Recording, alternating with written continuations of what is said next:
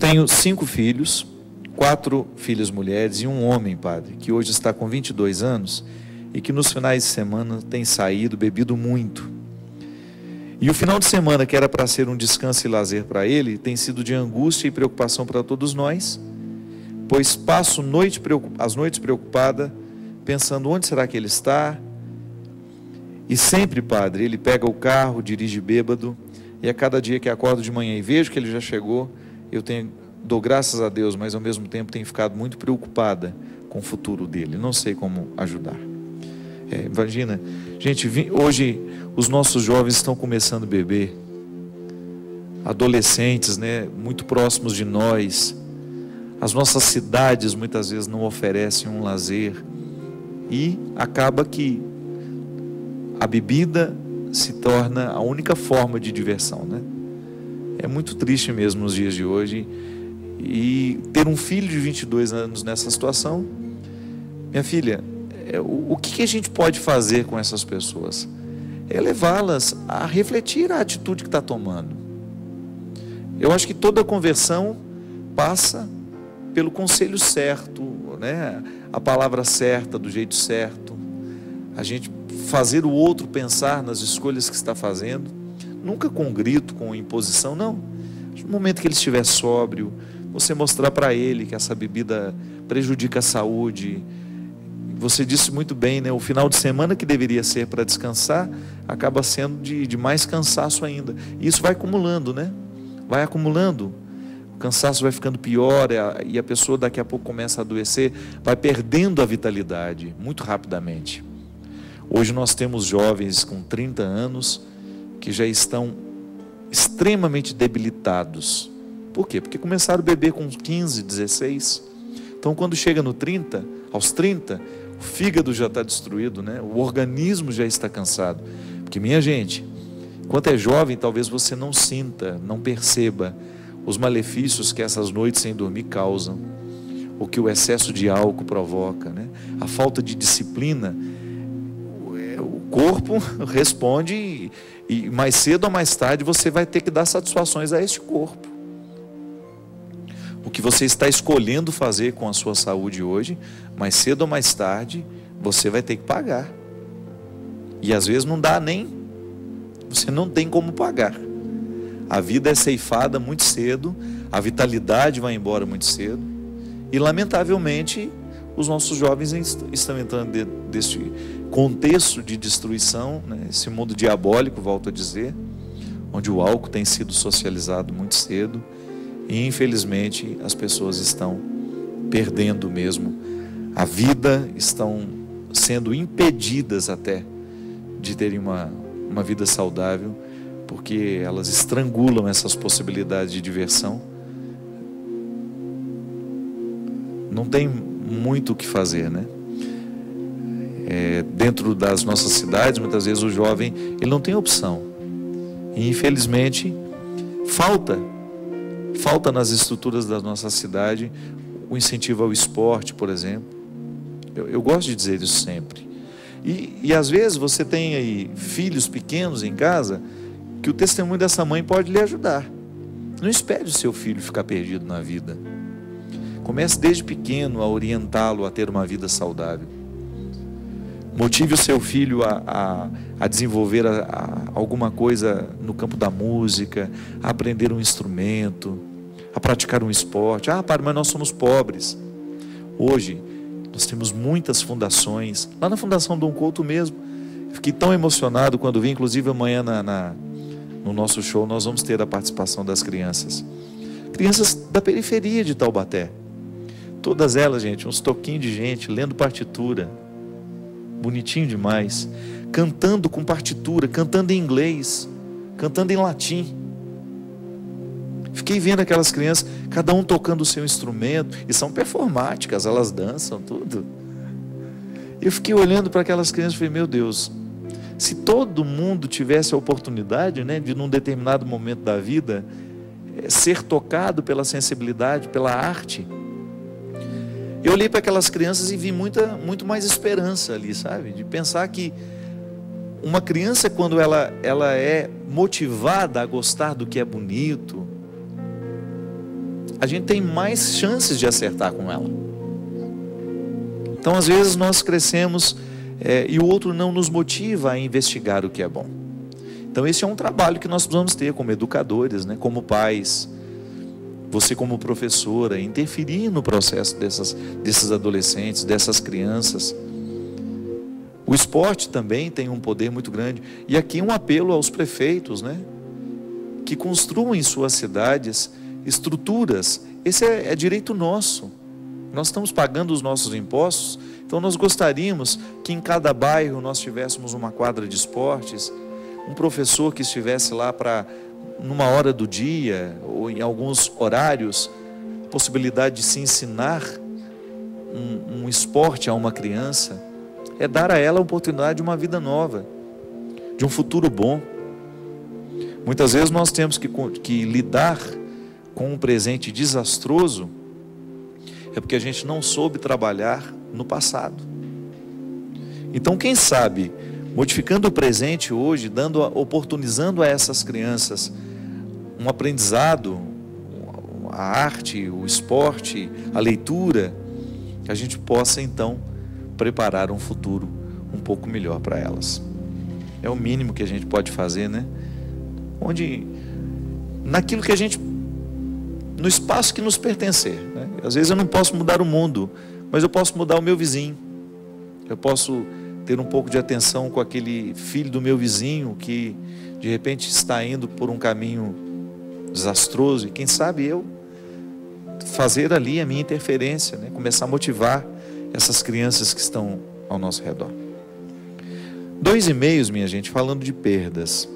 Um fala: padre, há 3 meses minha avó faleceu, foi um baque para mim, só que agora tenho tido pensamentos muito ruins, achando que vou morrer, que vou perder minha mãe, que minha filha também vai morrer, e tenho pensado, padre, de maneira muito negativa. O que fazer, padre? Tenho orado, lendo a palavra de Deus todos os dias, mas tem hora que isso me atormenta muito. Meu filho, toda vez que nós perdemos alguém, se estabelece dentro de nós uma insegurança. É natural que a gente fique inseguro. Eu digo isso porque de vez em quando eu vivo isso também. Não é só quando a gente perde, quando a gente tem alegrias muito grandes também. Já observou isso? Quando você está muito feliz, quando você alcançou algo que você esperava muito, uma realização, é como se fosse uma reação que vem depois, que nos coloca inseguros. Então você fica com medo de perder aquilo que você alcançou. E às vezes isso precisa ter de tratamento. Isso acontece muito também quando nós perdemos. Quando nós ganhamos, a gente perde. Uma mãe quando tem filho, por exemplo. Você já viu como ela fica insegura com a criança? Ela tem medo que aquele filho morra. Ela tem medo de morrer. Eu estava acompanhando uma amiga minha, muito emancipada, que depois do nascimento do filho, ela estava com medo de viajar de avião. Estava com pânico de entrar dentro de avião. E claro que esse pavor que de repente ela tomou, logo após o nascimento do filho, está associado à alegria que ela teve de ter o filho. O filho foi tão esperado, foi tão desejado. Então ela viveu e com muita consciência de que aquele pavor que ela estava de viajar estava diretamente ligado à alegria que ela teve de ter o filho. E é interessante que quando nós perdemos também isso acontece. Perdeu a sua avó. Então agora você tem medo de que morra também sua mãe, que morra sua filha, de que você morra. É um processo natural que nós vamos ter que esperar. O tempo nos ajuda a colocar isso. O próprio movimento, né, da vida vai nos ajudando. E você vai tomando consciência disso, de que isso é normativo, que faz parte da vida, que são crises normativas. O que é uma crise normativa? É que a gente tem que passar. É normal, faz parte do processo. Então pedir também na sua oração que Deus lhe ajude a acomodar dentro de você essa perda de um jeito certo. E se você achar que está se prolongando demais essa insegurança, uma ajuda de um psicólogo. A gente tem que utilizar desse recurso. Um bom psicólogo, um profissional capacitado, preparado, pode nos ajudar muito neste momento. Uma outra pessoa também: padre, fez 3 meses que não tenho mais a minha mãe por perto. Eu tenho passado dias muito dolorosos, pois tem sido muito difícil aprender a conviver com sua ausência. Estou me sentindo só, necessitado de colo, de ajuda, de orientação. Não consigo sentir alegria, minha vida está sem brilho. Minha mãe sofreu muito nesses últimos anos. E desde 2010 enfrentou um câncer no sangue, ficou 64 dias internada. E em novembro do ano passado, ela morreu. Tenho precisado muito de ajuda, padre. Também, mesma coisa, minha filha. É a Claudineia que escreveu. A gente sabe que, eu acho que a perda da mãe é talvez o rompimento mais difícil de ser feito, né? Que a mãe é um vínculo muito estreito. Por mais que o pai seja presente na nossa vida, a mãe é a primeira relação íntima que você vive. Primeiro que você é gerado dentro dela, né? É de muita intimidade. Depois você carece dos cuidados dela, você é alimentado por ela. Ela é a sua fonte. Então, quando nós rompemos isso, ainda que nós tenhamos 30, 40 anos, tem todo um inconsciente presente ali, né? Que você precisa viver. Todos os vínculos que você teve com ela ao longo da sua vida, a morte evidencia. Então agora não tenho mais. Acho que essa orfandade, esse sentimento de solidão, ele é natural. Mas também o tempo ajuda a organizar.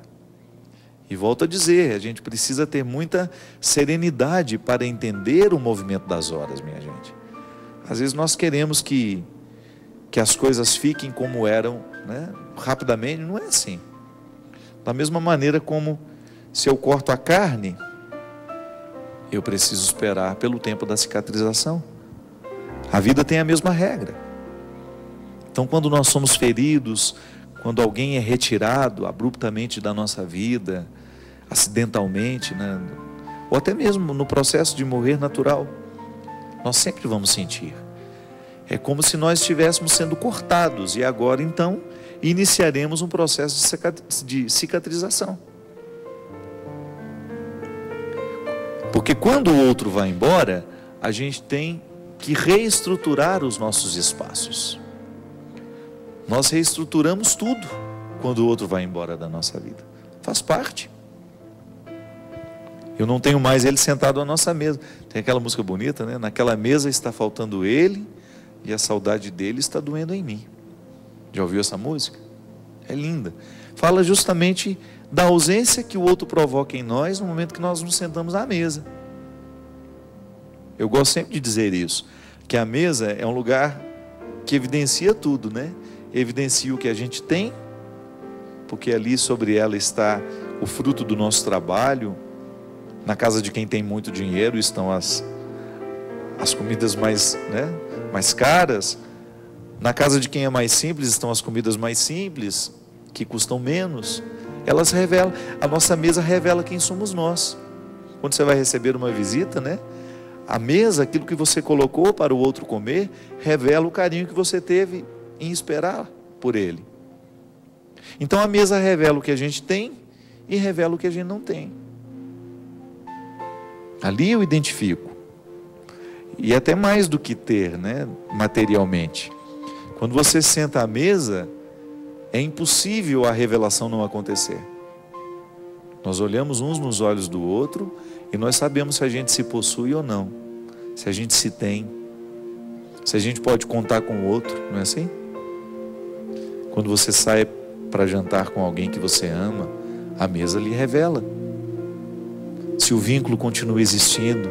Por isso que olhar nos olhos é tão difícil para muitos, porque quando a gente olha nos olhos, a gente revela ao outro que o vínculo já não existe mais. Então por isso a gente prefere se esconder, ou então a gente evita a mesa. Nessa vida de muitas correrias, é um elemento que nós perdemos, a mesa. Cada um come num lugar, numa hora diferente, mas quando a gente se senta e a gente olha uns nos olhos dos outros, a gente está se revelando. Então é natural que o que é ausente perdoa dentro de nós. Mas a mesa também é o lugar da ressurreição, né?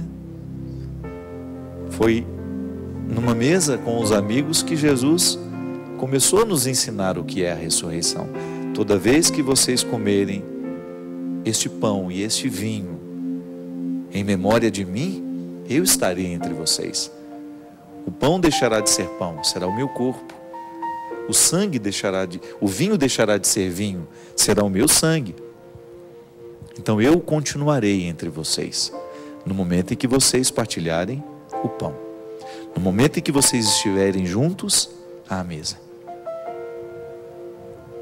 buscando as coisas do alto, né?